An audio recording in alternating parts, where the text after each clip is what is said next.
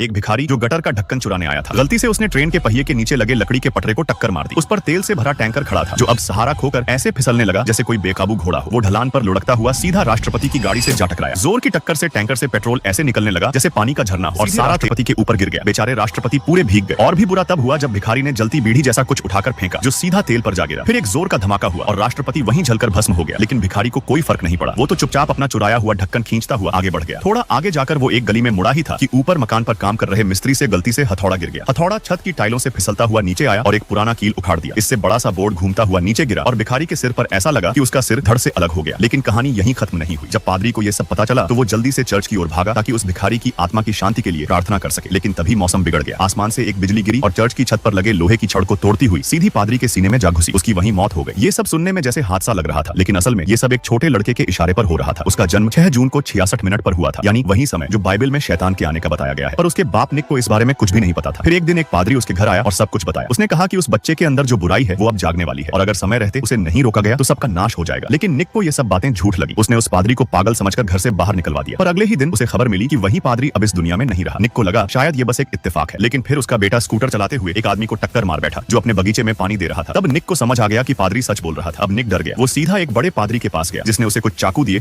और कहा कि अब तो बच्चे को मारना ही पड़ेगा। निक भागता हुआ घर पहुंचा, बच्चे को गोद में उठाया और सीधा चर्च की ओर दौड़ पड़ा। वहां उसने बच्चे को क्रॉस पर बांध दिया और चाकू से उसे मारने ही वाला था कि तभी अचानक कुछ लोग दरवाजा तोड़कर अंदर घुसे और बिना कुछ कहे गोली चला दी। अंतिम संस्कार के वक्त वो बच्चा अपने पालक बाप का हाथ पकड़कर खड़ा था और उसके चेहरे पर एक अजीब सी मुस्कान थी। और असली मुसीबत तो अब आने वाली थी। सब्सक्राइब कर लो, अगली बार फिर मिलते हैं।